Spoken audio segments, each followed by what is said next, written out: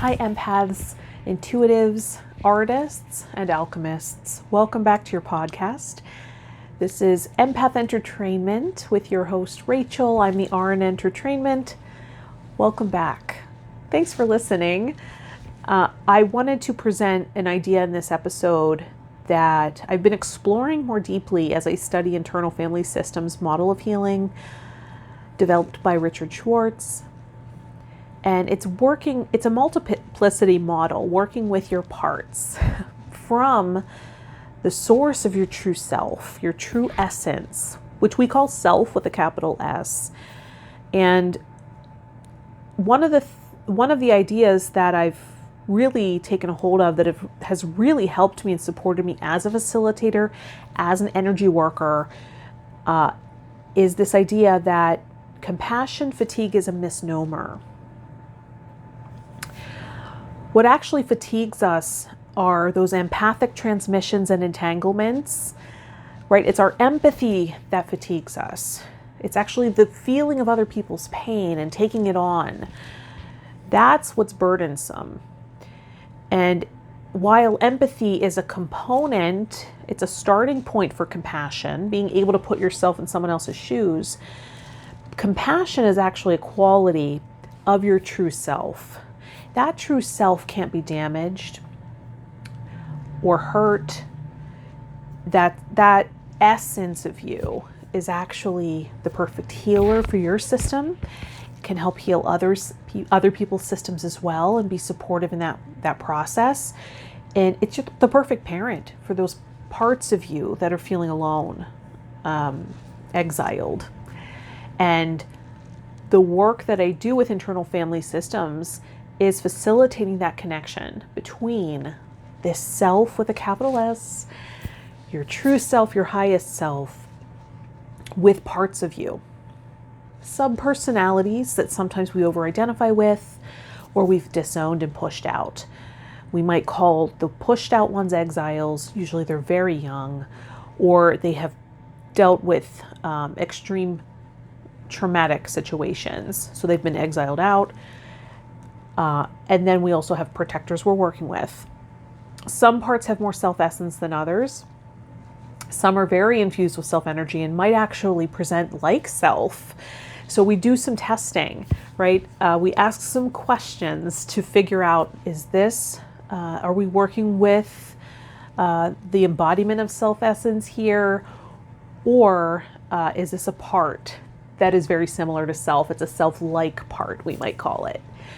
And the reason I bring up the compassion fatigue idea is because what I've found in my work as a healer and facilitator is that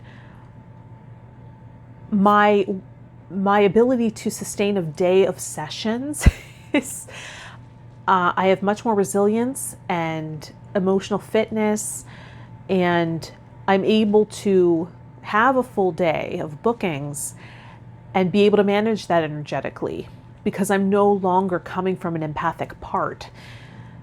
And that was the real key idea I wanted to present.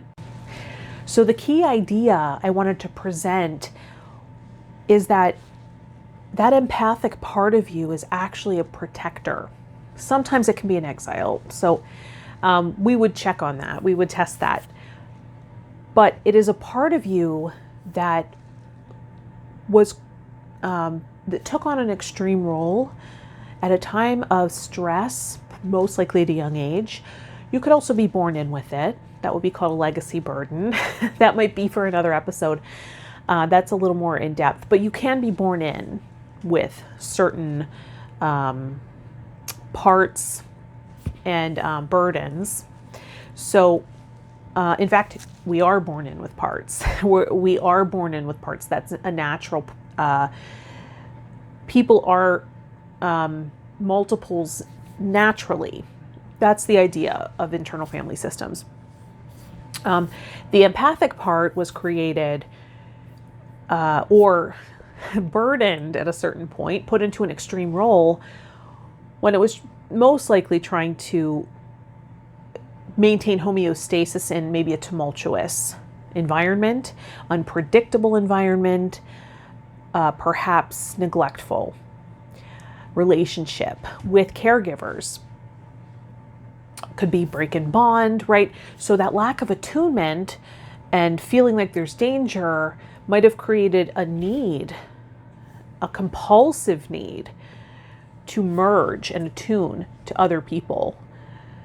And so we become really enmeshed with other people's emotions so that we can predict what's going to happen, right? So we can try to maintain some sense of homeostasis and make ourselves feel safe by being able to predict the tumultuous emotions of a parent dealing with dependency or mental health issues, right?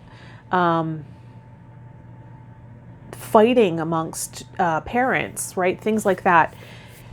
It might have forged this empathic sense that in order to feel safe, it could also be in vitro, right? If there's a lack of attunement with mother due to stress levels, while in utero, the baby might sense that lack of attunement and feel the need to sort of reach out to find, that sense of connection. And that becomes this habitual pattern and this part that we identify with and sometimes merge with. And I mistakenly thought that was my healer. I mistakenly thought for the longest time, as long as I can empathize with somebody, that empathic nature is the healing essence in me. And it's not true. What I found is I can actually facilitate a connection with my true self and that empathic part. And what that means is it's not who I really am. So while I identify as empath in many circumstances, in many cases, it's also a part that my true self, my true healing nature, my true perfect parent of my system, my highest self, can forge a bond with and unburden, so that it's not put in this extreme role of compulsively enmeshing, compulsively taking on the physical pain, sensations, emotions, agendas of other people. This is helpful when we do one-on-one work, particularly energy healing, touch therapy of any kind, facilitating healing or coaching one-on-one, where we really have to connect intimately with somebody. Understanding that you can have a session in self-essence. It really alleviates that compulsive need to merge, and training myself to stay there. First, as a client of internal family systems, meeting my parts and facilitating that connection with myself and my parts really gives me a nice sense of self. I'm also doing that work as a facilitator. When I'm working with a client one-on-one, helping them facilitate a bond between their highest self and their parts for the purpose of healing, for the purpose of understanding and having more harmony in the system, I'm also doing the work inside of me, making sure I'm full of self-essence, that my parts that are coming up are willing to soften back as I maintain that self-energy, particularly that empathic part. It's very self-like.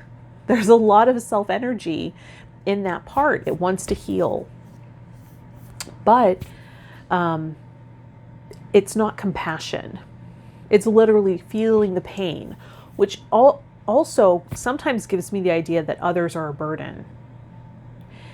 And that's very, that's not helpful or conducive to a life purpose and a life mission of helping and healing others. It's a hindrance, isn't it? So I put to you again, compassion fatigue is a misnomer. Compassion is a sign that you are in self-energy, and that is the part of you that can't be damaged. And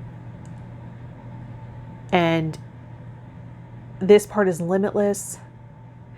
What's really causing the exhaustion If it is about others and relationship, it's empathy. It's that empathic sense. So empathic fatigue is probably a better term.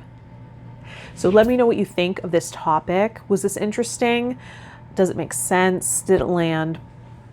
Reach out to me via my website, urbanempath.com. You can check out my services there, and social media on Instagram, urban_empath. I'd love to meet you there. I'm also doing live streaming on YouNow, younow.com/urbanempath. It's a much more laid back, behind the scenes version. And I'm having so much fun meeting you all in the chat there too. So I look forward to seeing you in those places. And thank you for listening. I'll see you in the next episode. Bye.